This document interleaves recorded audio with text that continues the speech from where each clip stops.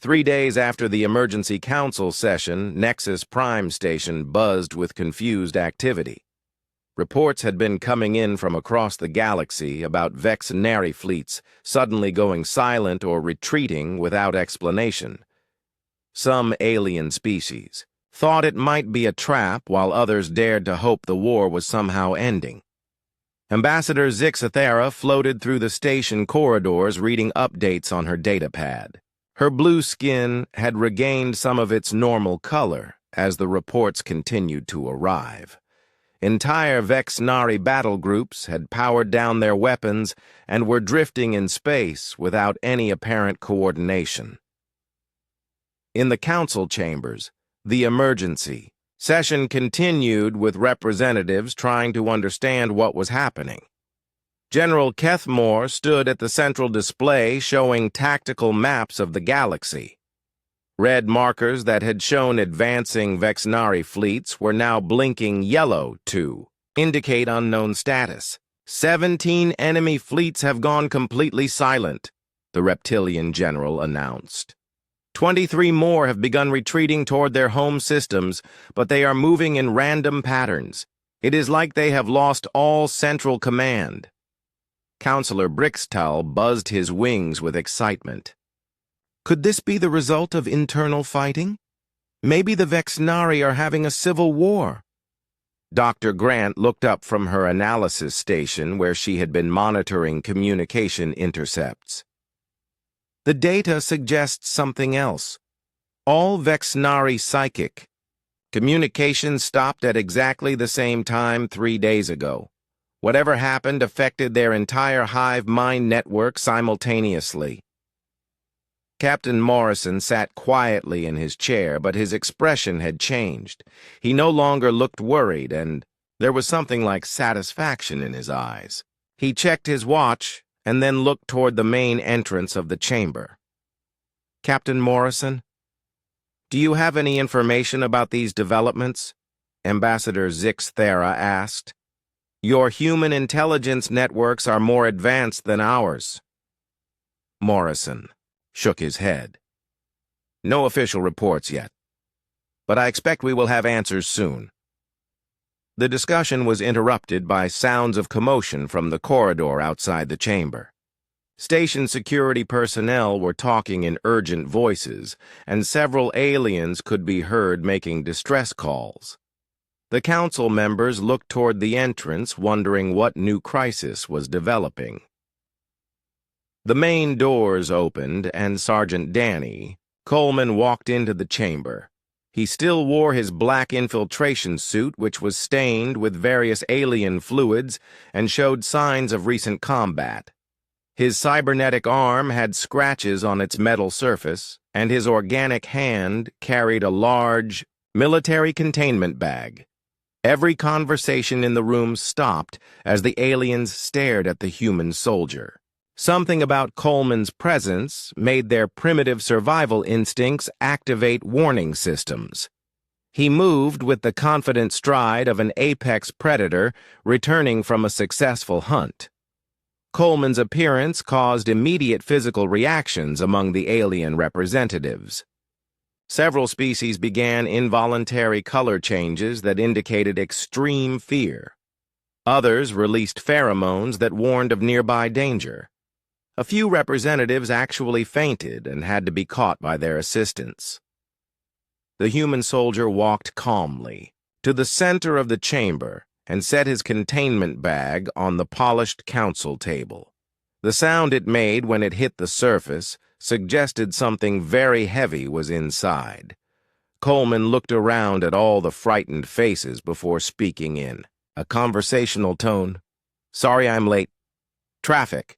Coleman cut through the membrane wall with his molecular blade and dropped silently into the throne room. The organic floor absorbed the sound of his landing while his suit adjusted to match the chamber's lighting conditions. For a few seconds, he remained completely invisible to the guards who continued their patrol patterns around King Thulvex's throne. The human moved like a shadow between the massive pillars that supported the ceiling. Each pillar was actually a living nerve trunk, that carried psychic signals throughout the palace complex. Coleman placed small explosive charges on 3 key pillars while avoiding the guards who walked their predetermined routes. King Thulvex sat on his throne, watching another group of prisoners being prepared for processing. The massive alien ruler showed no emotion as the organic pods were brought forward. To him, the captured council species were simply raw materials for his empire's expansion. Coleman reached the 4th pillar and placed his final charge. The explosives were designed to disrupt biological systems without causing major structural damage. When they detonated, the palace's nervous system would be temporarily severed, and the guards would lose their hive-mind connection. A guard patrol passed within 3 meters of Coleman's position, but failed to detect him. The Vex Nari soldiers were trained to work as a perfect team through their shared consciousness, but they had no experience fighting enemies who operated independently. Their tactics assumed all opponents would think and move like a hive mind. Coleman activated his detonator, and the explosive charges fired simultaneously. The organic pillars convulsed as electrical signals were disrupted, and the throne room's lights flickered. For approximately 10 seconds, every guard in the chamber stood motionless as their connection to King Thulvex was broken. The human used those 10 seconds to cross the open space between the pillars and the throne. His cybernetic arm extended a molecular blade while his organic hand drew a neural disruptor from his belt.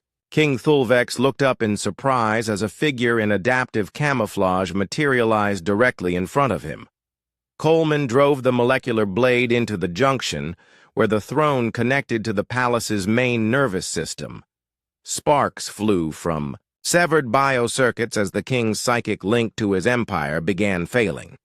At the same moment, the human pressed the neural disruptor against Thulvex's skull and activated the device. King Thulvex screamed as his connection to millions of soldiers across the galaxy was permanently severed. The sound was unlike anything Coleman had ever heard before. It contained pain and rage, but also something like confusion, as if the alien could not understand what was happening to him. The guards recovered from their momentary paralysis and began moving toward the throne, but their coordination was gone. Without the hive-mind connection, they had to rely on individual training and instinct.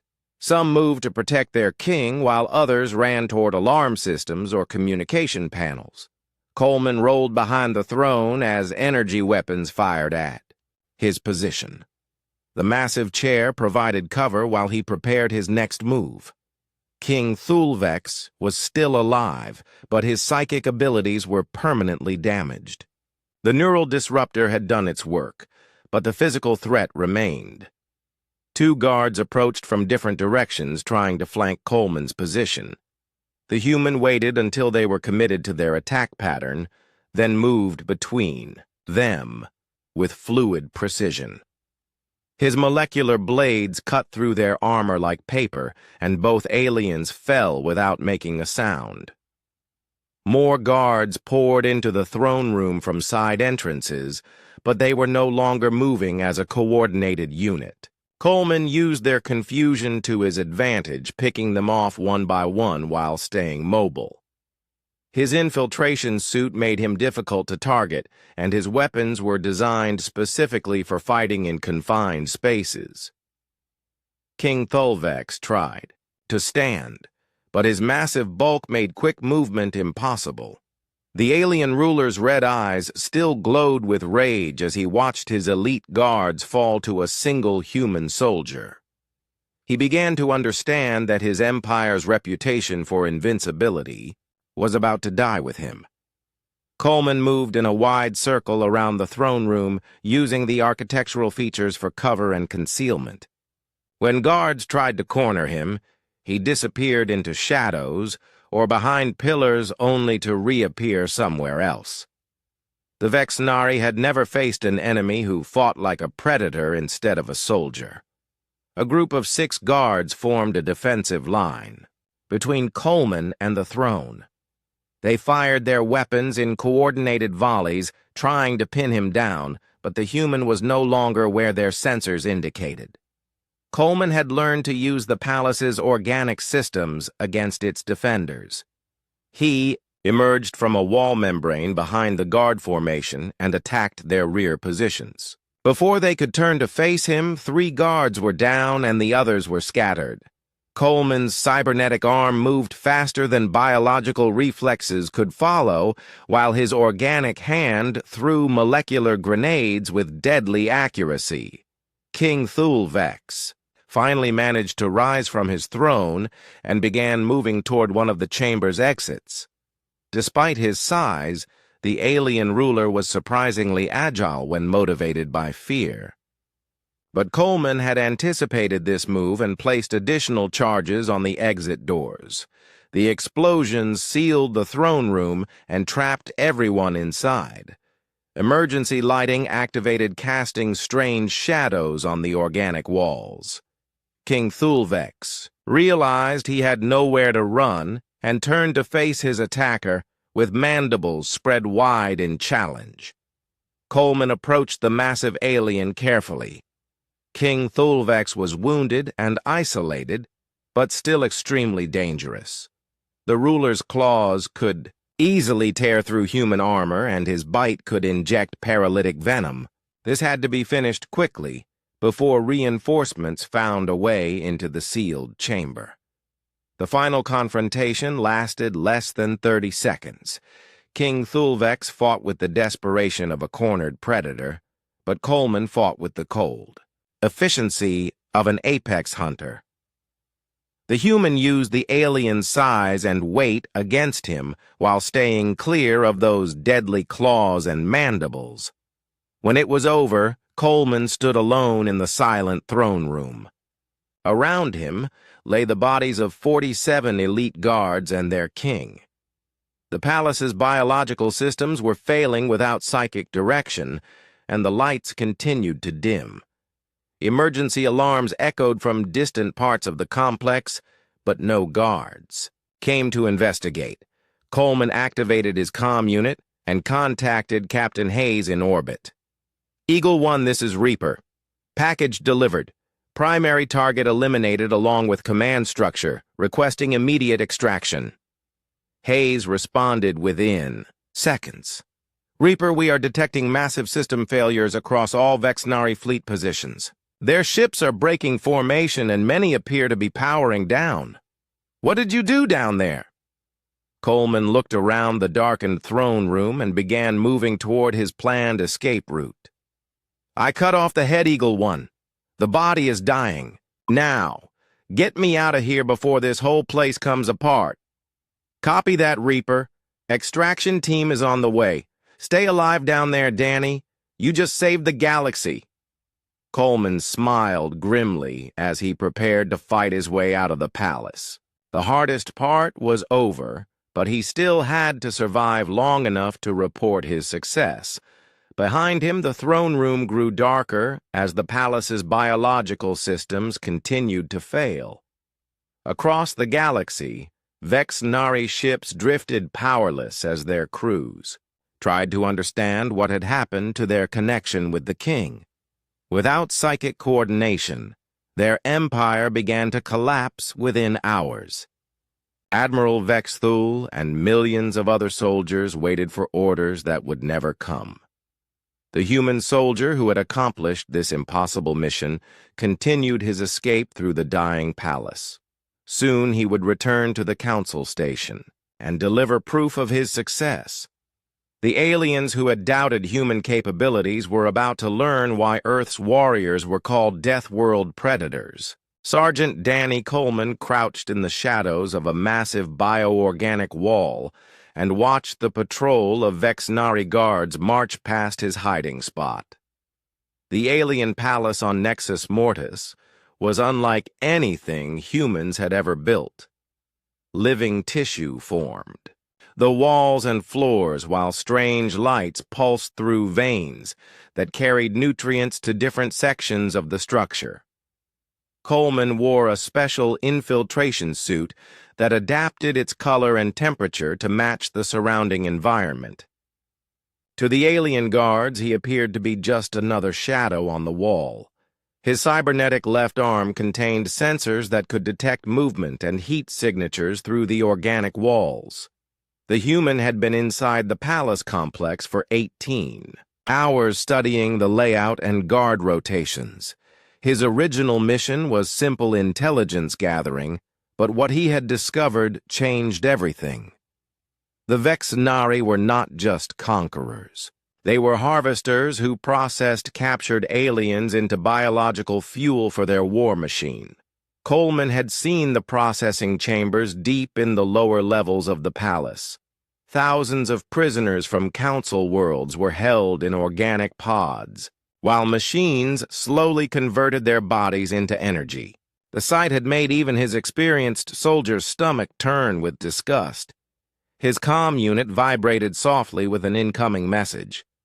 Coleman touched his ear to activate the device and heard the voice of Captain Rick Hayes speaking from orbit. Reaper, this is Eagle 1. You missed your last 2 check-ins. Command is getting worried about your status. Coleman whispered into his throat mic. Eagle 1, this is Reaper. I am inside the target structure and have discovered additional complications. The harvesting operation is larger than intelligence reported. Copy that, Reaper. Do you need extraction? We can have a rescue team ready in 6 hours. Negative Eagle. 1. I have located the primary target and am proceeding with mission objectives. Harvesting operations must be stopped permanently. There was silence on the comm channel for several seconds. Reaper, your orders were reconnaissance only. Command did not authorize direct action against the target. Coleman moved deeper into the palace, following a corridor that led toward the throne room. Eagle 1. The situation has changed. King Thulvex is personally directing mass murder of council species. This cannot be allowed to continue. Reaper, you are one man against millions of hostiles. Even your skills have limits. Coleman paused at an intersection and used his sensors to scan for guards. Eagle 1. I have studied the target structure for 18 hours. The enemy uses a centralized command system with single point of failure. Elimination of primary target will cause system-wide collapse. Captain Hayes sounded worried through the comm link. Danny, you are talking about assassination of a head of state. That is way beyond your mission parameters. Rick, sometimes the mission parameters change when you see what is really happening. These aliens are not just at war with the Council, they are committing genocide on a galactic scale. Coleman ended the communication and continued moving through the palace. His cybernetic arm detected 3 guards approaching from ahead, so he pressed himself against the wall and activated his suit's camouflage system. The Vexnari soldiers walked past without noticing him. The throne room was located at the center of the palace complex, surrounded by multiple layers of security. Coleman had mapped 17 different checkpoints and guard stations between his current position and the target. Each level had progressively better trained soldiers and more advanced detection equipment.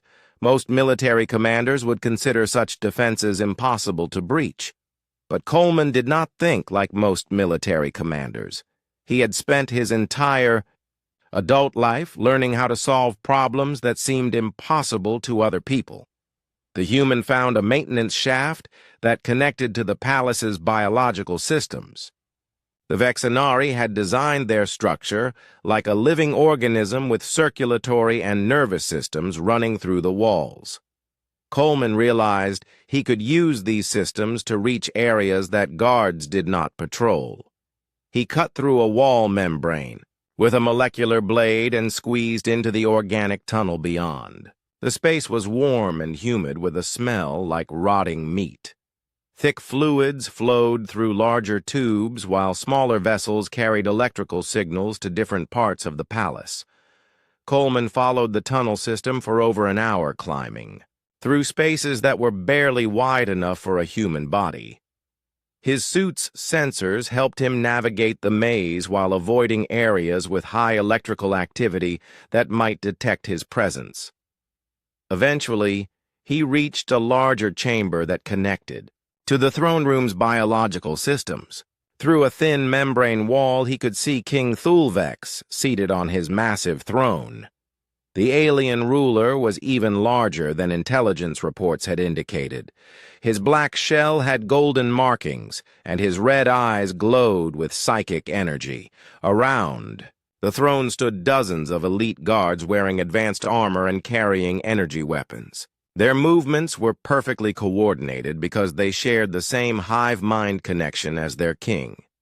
Coleman counted 47 guards in the immediate area, with more stationed at every entrance.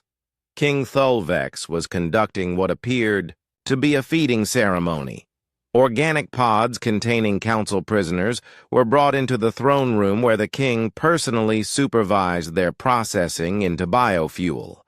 The alien ruler seemed to take pleasure in watching other species being converted into food for his people. Coleman activated his recording equipment and documented the entire process. The footage would serve as evidence of war crimes, but more importantly, it confirmed that negotiation with the Vex Nari was impossible. They viewed other species as nothing more than resources to be consumed. The human soldier made his decision. King Thulvex was too dangerous to be captured or contained. His psychic connection to millions of soldiers across the galaxy made him a weapon of mass destruction. The only solution was permanent elimination of the threat. Coleman began planning his attack while studying the throne room layout. The guards were positioned to defend against conventional assault, but they had not considered someone attacking from inside the biological systems. Their hive mind connection made them efficient, but also predictable. The king's throne was connected to the palace's main nervous system through thick organic cables. Coleman realized that disrupting these connections would temporarily break the psychic network and confuse the guards. That would give him the opening he needed to reach the target. He spent another hour preparing his equipment and planning his approach. The attack would have to be fast and decisive because once it started, the entire palace would mobilize against him. Coleman had no illusions about escaping afterward, but completing the mission was more important than personal survival. The human checked his weapons and equipment one final time. His molecular blades could cut through Vexnari armor, and his explosive charges were designed to disrupt biological systems. Most importantly, he carried a neural disruptor that would permanently sever King Thulvex's connection to the hive mind. Coleman took a deep breath and prepared to begin the most important mission of his career. Millions of lives across the galaxy depended on what happened in the next few minutes. He thought briefly about Earth and the people he was fighting to protect, but pushed such thoughts aside. Now was the time for action, not sentiment. The human soldier positioned himself at the membrane wall and prepared to cut through into the throne room. King Thulvex continued his feeding ceremony, unaware that death was about to arrive from an impossible direction. The guards maintained their perfect formations, following patterns that Coleman had already memorized and prepared to counter. In a few seconds, the Vex Nari Empire would discover what happened when they threatened species that humans considered worthy of protection. The lesson would be brief, but permanent. Admiral Vex Thul stood on the bridge of his flagship watching the stars through the main viewing screen. His 4 arms moved across different control panels as he coordinated the advance of 3 separate fleets. The Vexnari looked similar to giant insects with hard black shells and glowing red eyes. Sharp mandibles clicked when he was pleased with reports from his commanders. Behind him, dozens of drone officers worked at their stations. They moved in perfect harmony because they all shared the same thoughts through their connection to King Thulvex. The hive mind made them very efficient, but it also meant they never questioned orders or thought of new ideas. A communications signal came through from the royal palace on Nexus Mortis. Admiral Vex Thul turned to face the large screen as his brother's image appeared.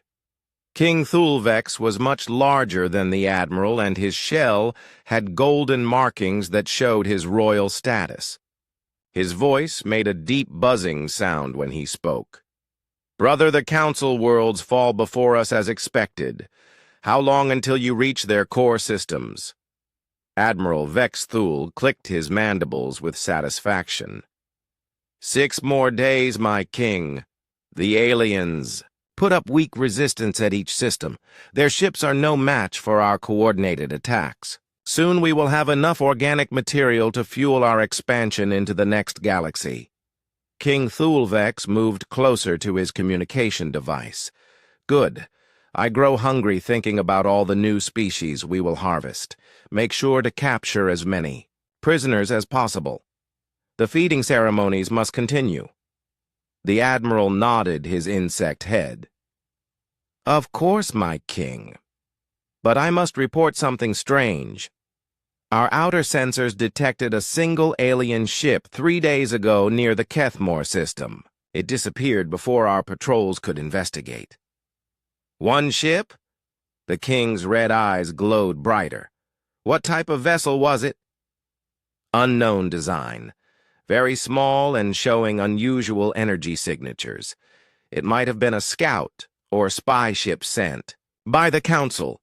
King Thulvex made a dismissive gesture with one of his massive claws. One ship cannot harm our empire. Continue with the advance and ignore such minor distractions. Soon all the galaxy will feed our people. The communication ended, and Admiral Vex Thul returned to his work. He did not think much about the mysterious ship because his mind was focused on the coming battles. The hive-mind connection made it difficult for individual Vexnari to worry about things their king did not consider important. Meanwhile, on Nexus Prime Station, Captain Morrison sat in the human section reviewing reports from Earth Command. Commander. Sarah Brooks entered his office carrying a data pad and wearing a worried expression. She was a tall woman with short brown hair and the kind of calm voice that came from years of military service. "Jake, we have a problem," she said, sitting down, across from his desk. "Coleman's ship has been dark for 72 hours. His last transmission came from deep inside Vexenari territory." Morrison looked up from his reports. "That is normal for him. Danny always goes silent when he is working. It helps him stay invisible to enemy sensors." Brooks shook her head. "This feels different. His mission was supposed to be intelligence gathering only. Get in, take pictures of their defenses, and get out. But you know Coleman. He never sticks to simple plans when he sees an opportunity." What kind of opportunity could he see in Vexnari space? They have millions of soldiers and the most heavily defended worlds in the galaxy. Brooks activated her data pad and showed Morrison a tactical display. "Look at this intelligence report. The Vexenari Empire depends completely on King Thulvex for coordination. Every ship, every soldier, every decision goes through him. If something happened to the king, their entire military would fall apart." Morrison studied the information on the screen. "You think Coleman is planning something beyond his orders?" "I know Coleman. We served together during the Titan Colony operation. He was supposed to gather intelligence on the rebel leaders, but instead, he infiltrated their command center and ended the whole rebellion in one night. He saw a chance to solve the problem completely, and he took it." Morrison leaned back in his chair. "That would explain why the aliens are so scared of him. They keep talking about the siege of Europa Station. What exactly happened there?" Brooks smiled, but her eyes remained serious. Coleman was sent to break the siege by finding weak points in enemy defenses. Instead, he snuck onto the attacking fleet and systematically eliminated their entire command structure. 12 enemy ships surrendering in 6 hours because they had no leaders left to give orders. How does one person eliminate an entire command structure? Very carefully and very quietly. Coleman has a gift for finding the exact right pressure point in any system. He studies his enemies until he understands exactly how they think, and then he uses that knowledge against them. Morrison thought about what the aliens had said during the council meeting. The Vexenari use a hive mind system. If Coleman could somehow reach King Thulvex, it would be like cutting the strings on a puppet. Brooks finished. But getting to the king would be impossible. The royal palace has defenses that have never been breached. Coleman does not attack strong defenses head-on. He finds another way around them. Brooks activated another file on her datapad. I have been studying his service record. Every mission follows the same pattern. He gets sent to gather information or perform some limited objective. Then he disappears for a few days. Finally, he contacts command to report that the entire problem has been solved. The aliens do not understand how human soldiers think, Morrison said. They expect large armies and direct battles. Coleman fights like a hunter stalking prey. Speaking of hunting, I found something interesting in the intelligence files. Brooks showed Morrison a new screen. The Vexenari are not just conquerors. They are harvesters. Every species they capture gets processed into biological fuel for their war machines. They are literally eating their way across the galaxy. Morrison's expression grew darker. If Coleman discovered that during his reconnaissance mission, it would change everything for him. He has very strong feelings about civilizations that treat other species as food. Brooks nodded. That is what I am worried about. Coleman was supposed to take pictures and come home, but if he found evidence of mass harvesting operations, he would not just walk away. How long has it been since his last check-in? 70. 6 hours now. His orders were to report every 24 hours, unless he was in immediate danger. Morrison stood up and walked to the window that looked out into space. Coleman is many things, but he is not reckless. If he is staying silent, it means he is planning something big. Or something has gone wrong, Brooks added quietly. No. If Coleman was captured or killed, the Vexenari would be broadcasting it across the galaxy as propaganda. The fact that everything seems normal in their territory means he is still working. Brooks saved her files and prepared to leave. What? Do I tell Earth Command when they ask for a status report? Morrison turned back to face her. Tell them that Coleman is doing what Coleman does best. Tell them to be patient and ready for results. After Brooks left, Morrison returned to his desk, but found it difficult to concentrate on his work. He had known Danny Coleman for 5 years and had seen him accomplish impossible things. But the Vexenari Empire was bigger and more dangerous than anything Coleman had faced before. The captain opened his personal files and found Coleman's psychological profile. The report described him as highly intelligent, extremely adaptable, and completely dedicated to completing his missions. It also noted his tendency to exceed his orders when he believed a larger solution was possible. Morrison closed the file and looked out at the stars again. Somewhere out there, Coleman was working alone in enemy territory.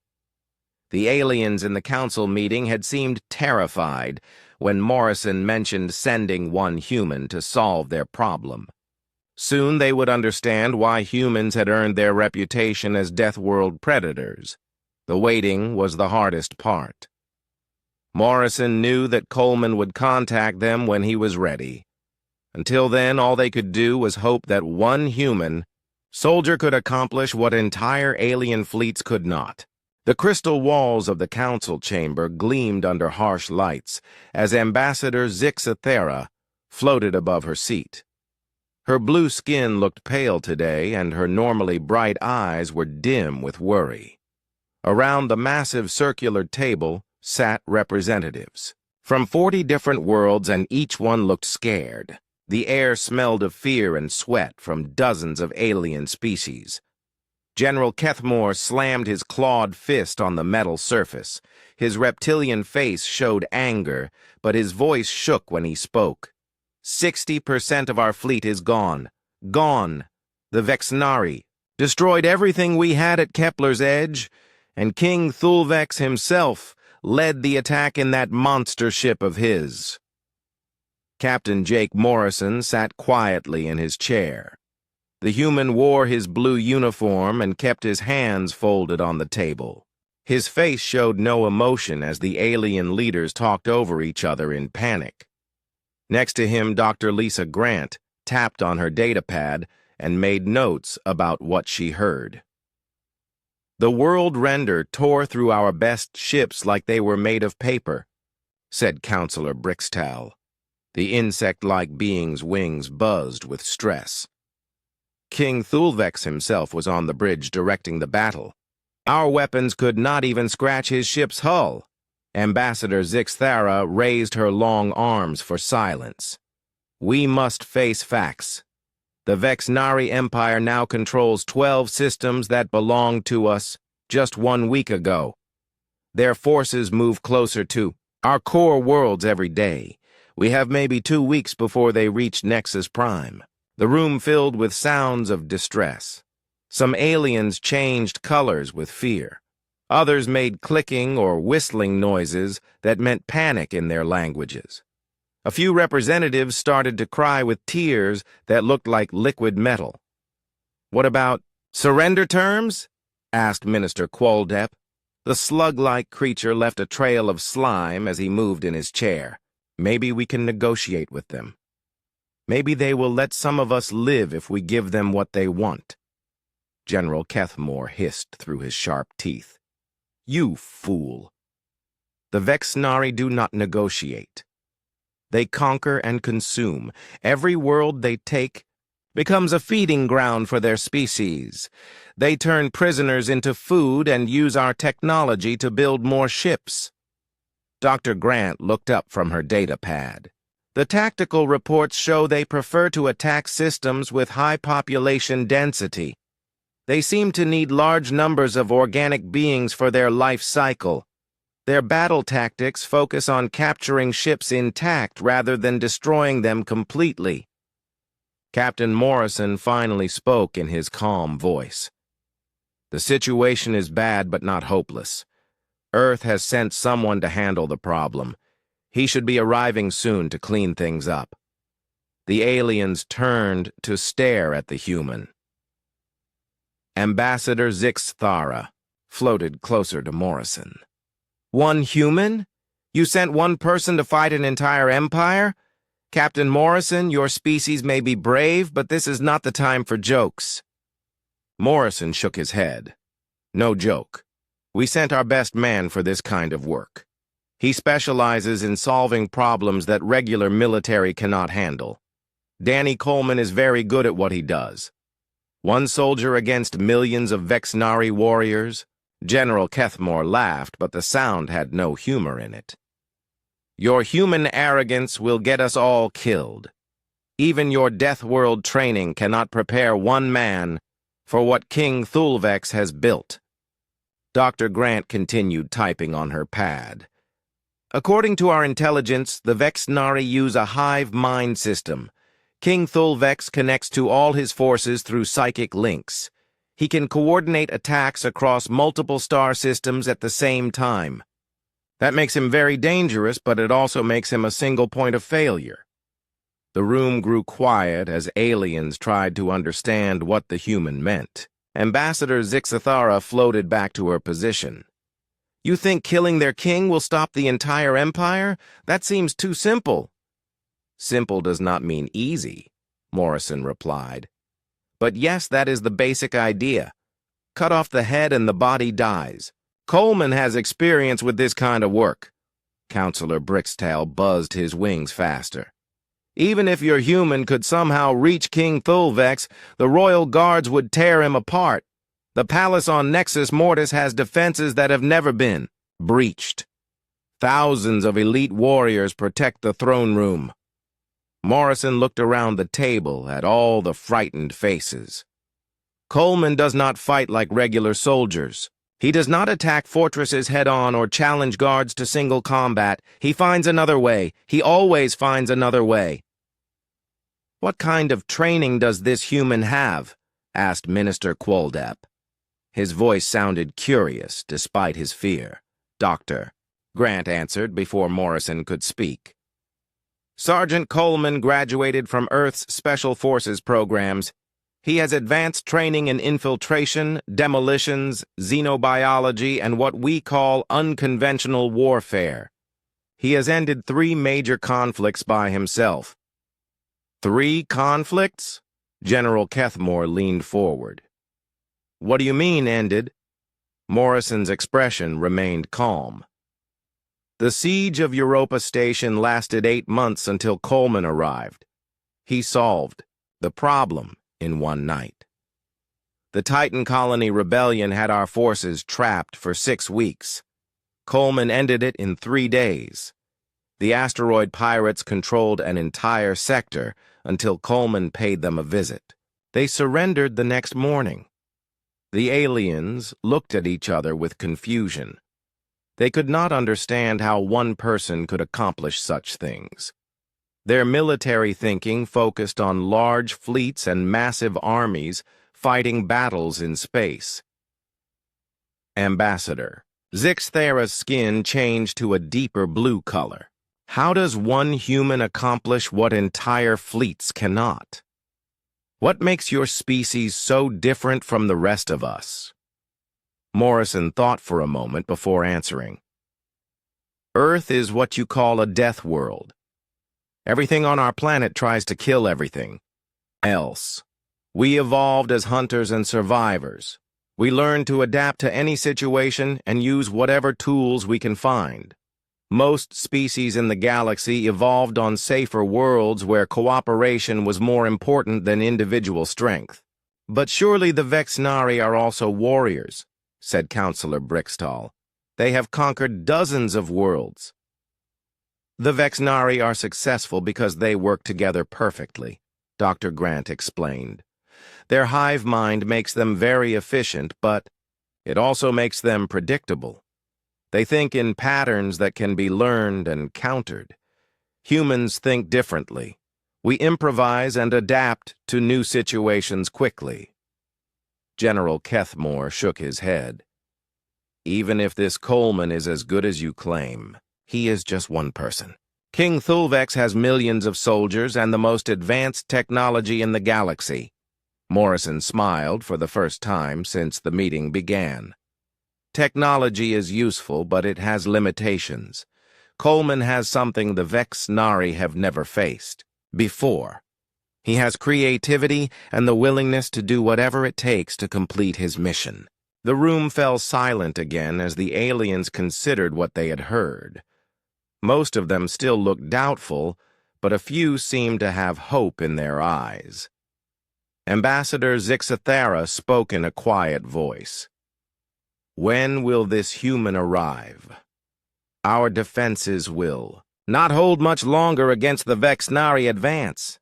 Morrison checked his watch. Coleman's ship went dark 3 days ago somewhere in Vexnari space. That usually means he is working. He will contact us when the job is finished. The meeting continued for several more hours as the council tried to plan their remaining defenses. But many of the aliens kept thinking about what the humans had said. Could one person really make a difference against an entire empire? They would find out soon enough.